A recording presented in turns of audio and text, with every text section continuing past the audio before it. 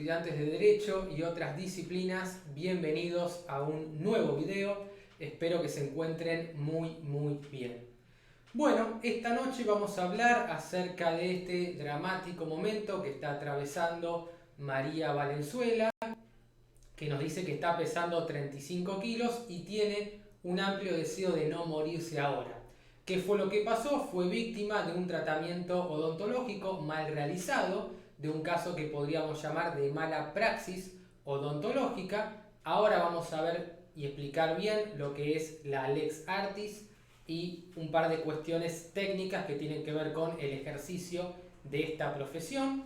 Pero bueno, lo cierto es que se sometió a un tratamiento que salió realmente muy mal y ahora ella le está reclamando al odontólogo que intervino su boca que por favor se haga cargo. Le está suplicando piedad, misericordia.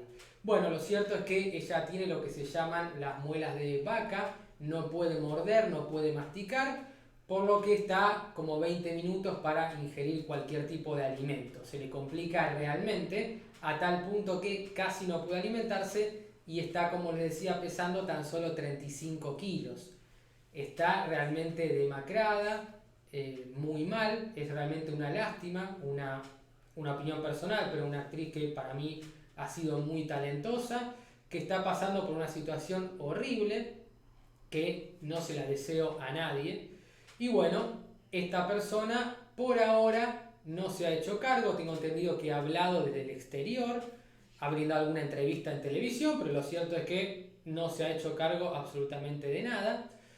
Quería poner a un colega para que la asista, pero bueno, lo cierto es que esto viene muy mal. Digamos, está en una etapa realmente muy delicada. Ahí pueden ver en imagen a María Valenzuela. Bueno, lo cierto es que en los últimos meses en redes sociales se generó cierta preocupación por el estado de salud de María Valenzuela. Ya venía mal hace tiempo, pero ahora esto empeoró. A todos los que se preocupan por mi delgadez, este es el motivo, es lo que escribió. Y agregó la leyenda Manuel Odontólogo y arrobó a Vanessa Di Cataldo, que es una abogada especializada en malas praxis médicas. Bueno, es todo un tema lo de la mala praxis, en este caso hablamos de mala praxis odontológica, pero vamos a estar viendo opiniones de profesionales sobre esto. Lo cierto es que ella cuenta que hace 3 años inició un tratamiento con un odontólogo para colocarse implantes. Bueno, ojo con esto de los implantes porque vamos a ver qué tipo de obligaciones. Recordemos que tenemos obligaciones de medios y de resultado. Las de medios son aquellas que están en cabeza de todos esos profesionales que no pueden garantizar el éxito o un resultado. No pueden garantizar que su trabajo va a salir bien y que el cliente va a ganar. Por ejemplo, un abogado no le puede garantizar a su cliente que va a ganar un juicio. Por lo tanto, su cliente no podría demandar al abogado por mala praxis si no gana un juicio, pero sí lo podría hacer si omite realizar una tarea que es imprescindible para la conducción exitosa del proceso. Es decir, por ejemplo, se traga un plazo, no interpone una prescripción cuando lo tiene que hacer, etc. Entonces, las obligaciones de los abogados son de medios. Lo mismo pasa con los médicos. Pero atención, con los cirujanos o cuando hay una cirugía de por medio, esto cambia. Colocar implantes se trata de una cirugía y sí es una obligación de resultado, porque la persona se somete a esa intervención quirúrgica para obtener un resultado satisfactorio, para que justamente la operación salga bien y la persona se vaya mejor y de la manera correcta o esperada de esa operación. Entonces, inicio un tratamiento con el objeto de colocarse implantes. Con el tiempo me surgió un dolor tan grande que no me permite comer. El odontólogo se llama Manuel, por razones legales no puedo decir su apellido, es lo que comentaba diciendo María Valenzuela. Entonces vamos a ver con jurisprudencia que se trata de un caso de obligación de resultado porque ella se somete a un tratamiento para colocar implantes. Y el implante tiene que quedar bien colocado y tiene que resultar satisfactoria esa intervención. Por eso hablamos de obligación de resultado en este caso y no de obligación de medios. Manuel no está en Argentina, la doctora de Cataldo dice que no puede hacer nada porque no puede notificarlo.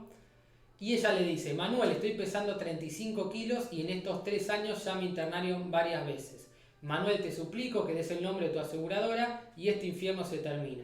Bueno, ahí hay un tema con la aseguradora civil. El odontólogo tiene la obligación de contratar un seguro por si pasa algo, porque tiene que hacerse cargo de los daños. Recordemos que hay un deber de prevención del daño, ya lo vamos a ver a continuación, y ver qué responsabilidad civil le puede caber al odontólogo. Bueno, vamos a seguir con este tema. Bueno, vamos aquí entonces. Algunas consideraciones en materia, obviamente, de responsabilidad civil para los odontólogos como prestadores de salud. Dentro de los trabajadores de la salud tenemos los odontólogos que se encargan de la higiene bucal. Bueno, hubo una reforma muy importante introducida con nuestro Código Civil y Comercial que hace hincapié en el deber de prevención del daño. 1007.8, 1007.9, 1710, ya lo hemos visto en más de un video. Recordemos que tenemos una serie de obligaciones que se clasifican en obligaciones de hacer, no hacer y de dar. En este caso, el odontólogo tiene una obligación de hacer. Una obligación de hacer que está definida en el artículo 773 del Código Civil y Comercial, que es aquella cuyo objeto tiene que ver o consiste en la prestación de un servicio, que es lo que hace el odontólogo, justamente eso, está brindando un servicio a cambio de un pago que va a recibir de parte de la obra social o de parte de la persona que se someta a esa intervención. Prestación de servicio o en la realización de un hecho en el tiempo, lugar y modo acordado por las partes. Entonces, en este caso puntual de María Valenzuela, hay un contrato en virtud del cual el odontólogo tiene una obligación de hacer, de colocarle los implantes, pero a su vez es una obligación de hacer y de resultado en este caso, y no una obligación de medios. Se entiende por prestación de un servicio, el artículo 774, inciso A, nos dice realizar cierta actividad con la diligencia apropiada independientemente de su éxito. ¿Qué quiere decir esto? Que en este caso el odontólogo tiene que hacer todo lo posible, todo lo que esté a su alcance para que la operación salga bien. Ahora, esto es genérico. ¿Por qué? Aquí se pide más que la diligencia propia, es decir, que no obre con culpa, con imprudencia, hacer de más, negligencia, hacer de menos, inobservancia a los reglamentos y deberes a su cargo o impericia. Es decir, que tenga la capacidad para poder efectuar esta intervención y por supuesto que tenga un título, porque si no podría tener además de la responsabilidad civil una responsabilidad penal por ejercicio ilegal de la odontología en este caso, y eso es un delito penal. Vamos a ver un caso de un hombre que ejerció en forma ilegal y fue odontólogo durante 14 años sin un título y por supuesto tuvo que someterse a una demanda civil y por supuesto una denuncia penal. Bueno, y el artículo 775 aclara que el obligado a realizar un hecho debe cumplirlo en tiempo y modo acorde con la intención de las partes o con la índole de la obligación. Si lo hace de otra manera, la prestación se tiene por incumplida. Bueno, muy claro esto, cómo se tiene que hacer. Entonces, se tiene que cumplir de determinada manera. El odontólogo, en principio, tiene que obrar con la diligencia debida o esperada, es decir, de buena fe, de manera que evite ocasionar un daño. Obviamente, no va a responder en caso del artículo 1730 cuando se trate de un caso fortuito o fuerza mayor, que hoy el Código Civil y Comercial los equipara. Se trata entonces de un hecho imprevisible o de un hecho que siendo previsible no se puede evitar. Entonces, si el odontólogo toma todas las precauciones y aún así no puede evitar el daño, no va a responder. Se trata de un caso fortuito o fuerza mayor o no. Entonces, atención y ojo con el 1730. Pero el 1708 establece que las disposiciones del nuevo Código Civil y Comercial son aplicables a la prevención y reparación del daño. ¿Qué es lo que pasaba antes? Se hacía hincapié solamente en la reparación del daño. Entonces yo ocasionaba un daño a alguien vulnerando el alterum non laedere, el principio de no dañar, que tenemos en el artículo 19 de la Constitución Nacional, cuando nos dice no perjudicar a otros, pero ahora con la sanción del nuevo Código Civil y Comercial, en agosto de 2015, se hace foco en la prevención. Entonces hay que prevenir el daño y si ocasioné un daño, tengo que evitar que ese daño se agrave, que se vuelva peor la situación. Entonces, en este caso, el odontólogo vulneró este principio de no dañar, no actuó de buena fe y por lo tanto ocasionó un daño. Por lo tanto, no solo lo tiene que reparar, sino que claramente hubo una falla en la prevención del daño. El artículo 1079 establece el orden de aplicación de las normas relativas a la responsabilidad civil, que era esto que les estaba comentando. Entonces, toda persona tiene el deber, en cuanto de ella dependa, de evitar un daño no justificado y en caso de haberlo causado, reparar el mismo. Bueno, justamente no evitó un daño que no estaba justificado y tiene que repararlo. Recordemos que se tienen que dar los elementos o los presupuestos de la responsabilidad civil, un daño, un nexo causal, un sujeto atribuible o factor de atribución y la antijuricidad. Es decir, que ese daño no se encuentre justificado, que sea contrario o que no sea compatible o amigo del ordenamiento jurídico como un todo, básicamente del código que regula la actuación del odontólogo y por supuesto del Código Civil y Comercial como norma macro, norma madre y por supuesto del Código Penal en caso de que no tenga título como pasó en un caso que no sería este. En cuanto entonces, yendo bien a la responsabilidad civil, se ha dicho que el nuevo Código Civil y Comercial ha tenido como fin la protección de la persona y por ello ha introducido un capítulo destinado a los derechos personalísimos. Bueno, destacando la inviolabilidad de la persona humana, protegiendo su cuerpo y su nombre. Y ello deviene la incorporación del principio alterum non ledere, no dañar a otro, que es esto que les comentaba. Bueno, los derechos personalísimos son aquellos innatos que tenemos por ser seres humanos. El artículo 51 nos habla del Código Civil y Comercial, de la inviolabilidad de la persona humana, y el artículo 52 específicamente de la dignidad. Y esto obviamente tiene que ver con el derecho a la imagen, porque claramente afecta la imagen y la dignidad de María Valenzuela. Esto no hay duda, creo al menos yo. A su vez, la responsabilidad civil ya no solamente es resarcitoria, cede el primer lugar a la función denominada preventiva. Entonces, el profesional está obligado a poseer lex artis, o sea, obrar con capacidad técnica, es decir, que sea idóneo y que tenga la habilidad como para llevar a cabo este tratamiento, ejercer la actividad con habitualidad, con periodicidad en el tiempo, en forma normal, como un modo de vida, poseer un estatuto o un conjunto de normas que regulen su actividad a las que debe atender, entonces tiene que someterse a un código de conducta y a determinadas reglas que tiene que cumplir a rajatabla, porque si no lo hace, vulneraría el principio de buena fe y por supuesto el alterum non ledere produciría un daño al obviamente fallar en la prevención como habíamos visto. Debe estar habilitado, porque si no está habilitado comete un delito penal, justamente el que tiene que ver con ejercer sin título habilitante. La actividad debe ser su modus vivendi, con presunción de honestidad, es decir, va a tener que cobrar por eso y esa actividad tiene que ser su modo de vida, de la forma que se gane su vida. Y sobre todas las cosas debe tener sujeción a las normas éticas y en caso de su violación someterse a potestades disciplinarias, es decir, tiene que cumplir con un estándar de normas y si no la cumple, obviamente va a merecer un castigo que será, obviamente, indemnizar los daños. Puede tener una responsabilidad civil en este caso o podría llegar a tener una responsabilidad penal. Por lo tanto, en materia de responsabilidad de los profesionales de la salud, y en nuestro caso los odontólogos, responderán por las consecuencias derivadas de su actuación profesional, que genéricamente es una responsabilidad subjetiva y requiere la presencia de la culpa en el obrar. Entonces, genéricamente es una obligación de medios, hay que probar, y la otra persona tiene que probar la responsabilidad subjetiva, es decir, que no va a responder por el hecho o el riesgo o vicio de la cosa o la peligrosidad de la actividad, sino justamente por haber obrado con culpa, es decir, con negligencia, hacer de menos, imprudencia, hacer de más, inobservancia de los reglamentos civiles a su cargo, o por supuesto, por impericia.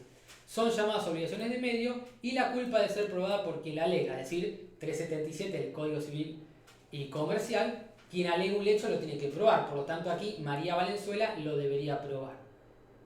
En principio, en este caso puntual no, porque vimos que se trataba de implantes, por lo tanto, esto no es una obligación de medios, sino que es una obligación de resultado. Y esto va a quedar muy claro. En este caso podemos ver, la prestación odontológica configura en general una obligación de medios y no de resultado, pues no garantiza la recuperación del asistido, sino el apropiado tratamiento, adquiriéndose el compromiso de atenderlo con prudencia y diligencia. Es por ello que tiene que responsabilizarse el profesional odontológico por su actividad negligente, mientras practica una extracción de una pieza dental al no advertir la rotura de un elemento quirúrgico que luego permanece en el cuerpo del paciente. Bueno, yo no estaría del todo de acuerdo con esto, pero bueno.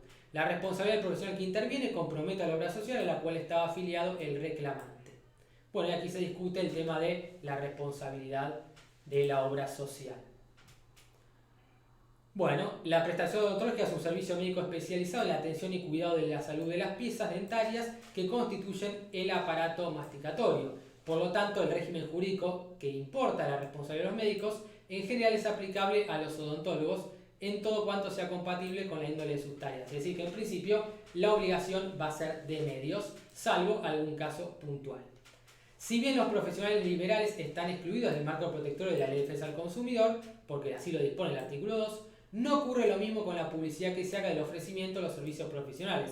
Entonces, ojo, porque van a tener que responder por la publicidad en los términos del artículo 7 de la Ley de Defensa del Consumidor. Ojo con esto.